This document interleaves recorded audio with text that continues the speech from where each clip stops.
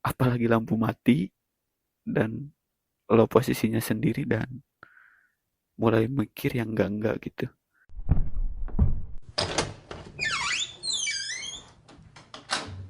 Obrolan anak ngekos, kisahnya deket banget. Halo semuanya, kembali lagi di channel ini. Gue yakin yang mendengarkan ini setidaknya punya teman kosan ataupun pernah ngalamin kosan atau bahkan sedang ngalamin ngekos gitu. Entah itu mahasiswa ataupun pekerja, apalagi perantauan gitu.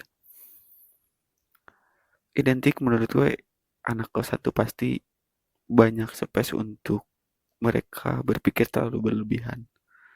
Apalagi yang ngekosnya sendiri, itu pasti ada waktu-waktu di mana kalian tidak mau mau berpikir apapun, tapi pikiran-pikiran negatif itu pasti muncul gitu. Yang membuat kita bahkan sulit tidur ataupun ya yang tadinya gak mau mikirin tapi ya kepikiran gitu karena ada momen-momen dimana ngekos itu apalagi sendiri yang gue bilang ada momen sunyi yang pasti memicu pikiran-pikiran yang gak mau lo pikirkan gitu. Entah itu hal negatif ataupun positif, itu pasti kayak menghampiri dan pikirin gue dong gitu. Pikirin gue dong. Apapun itu, apalagi mengarang masa depan gitu.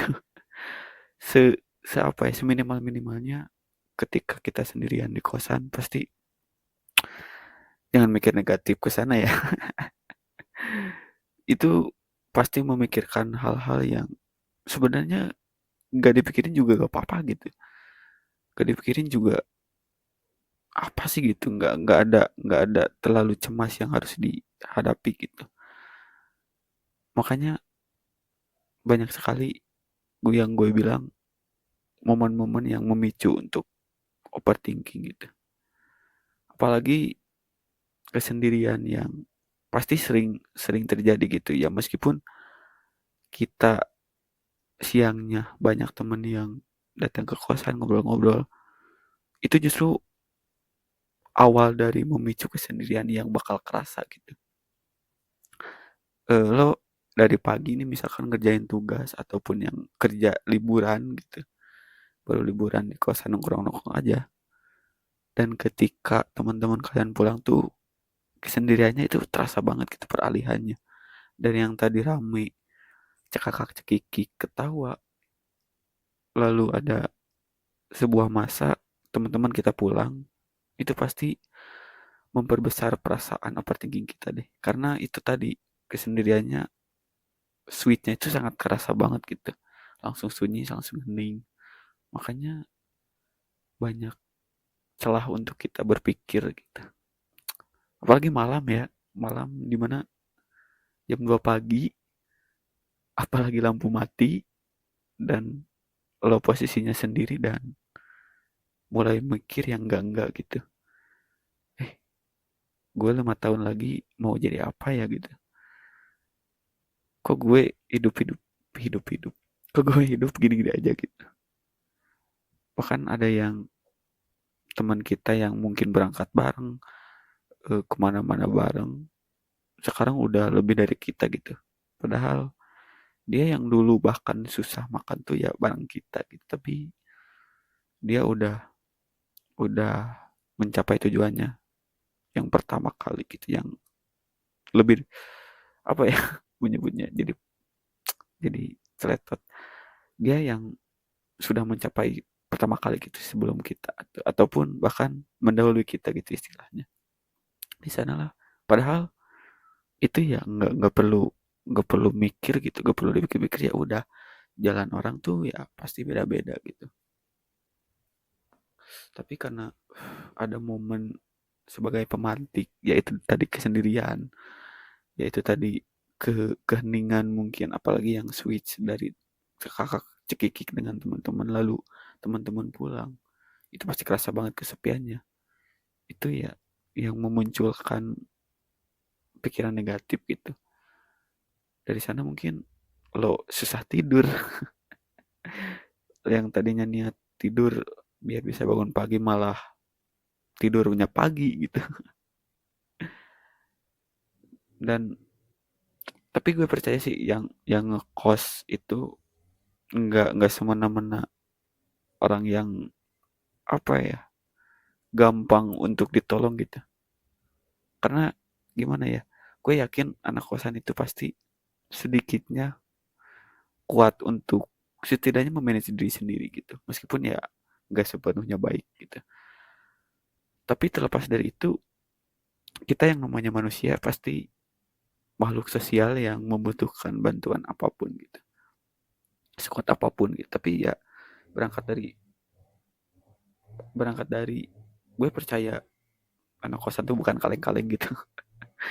Karena ya terlatih gitu, terlatih mandiri, terlatih hal-hal lainnya. Yang apalagi mungkin gue salut yang di rumahnya agak sedikit dimanja ataupun bahkan dimanja banget. Lalu dia memilih ngekos tuh sendirian lagi gitu ya. Meskipun ada iming-iming bahwa di kosan itu bebas dan mungkin di rumah itu kayak dikekang makanya milih ke kosan padahal itu menurut gue stereotip yang udah nggak relevan gitu. Yang namanya juga stereotip sih. Anak kosan tuh bebas gitu. Iya iya memang bebas sih, cuman apapun yang kita lakukan, apapun yang kita omongkan, apapun yang kita rencanakan itu langsung impactnya ke diri sendiri loh gitu. Langsung terasanya ke diri sendiri gitu.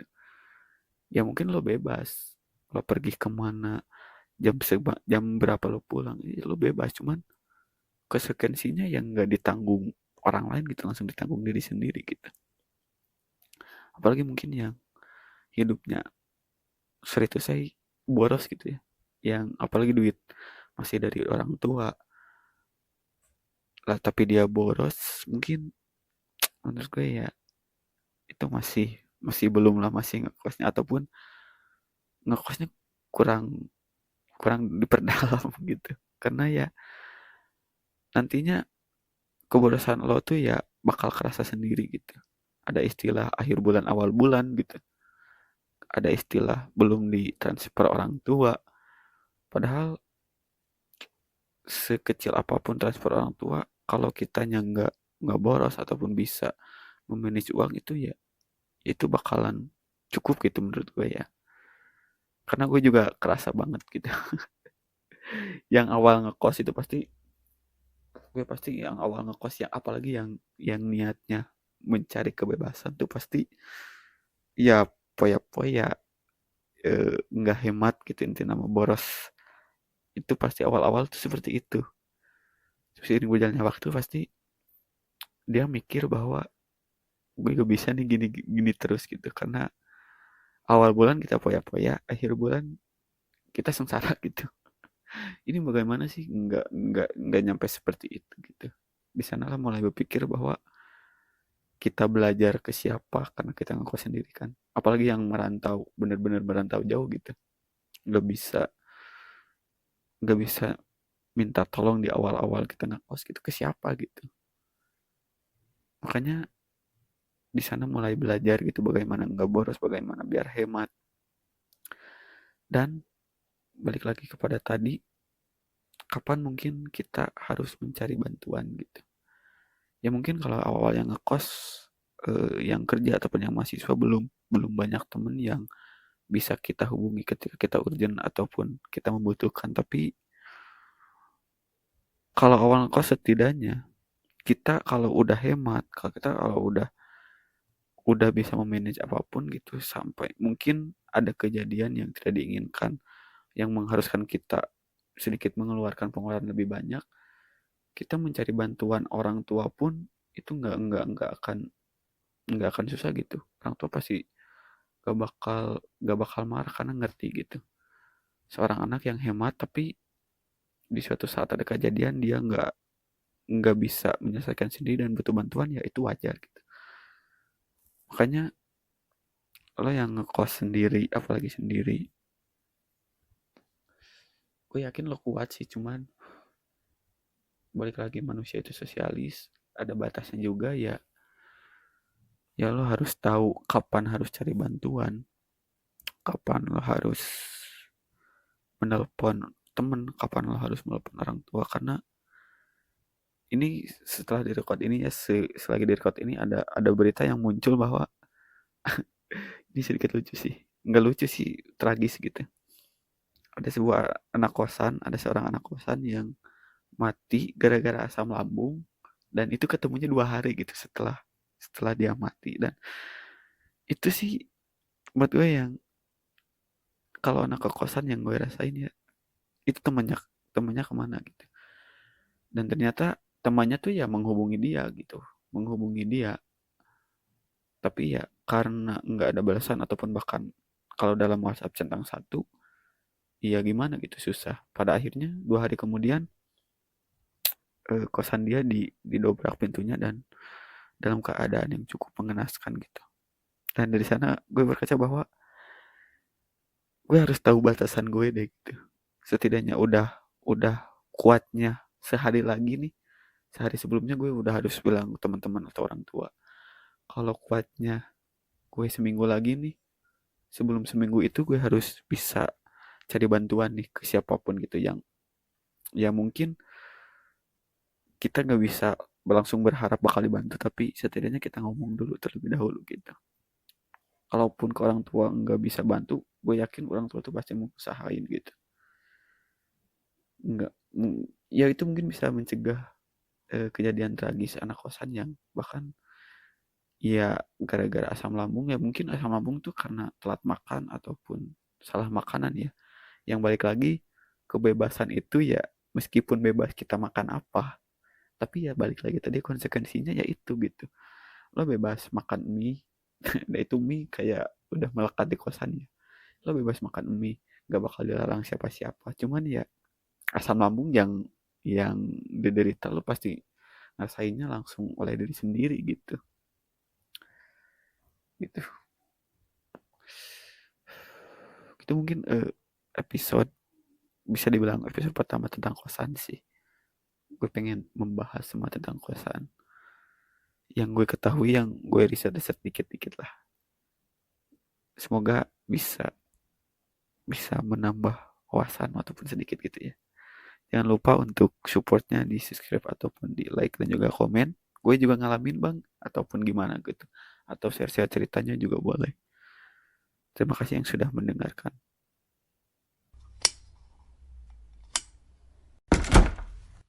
Dari kamar kos sampai ke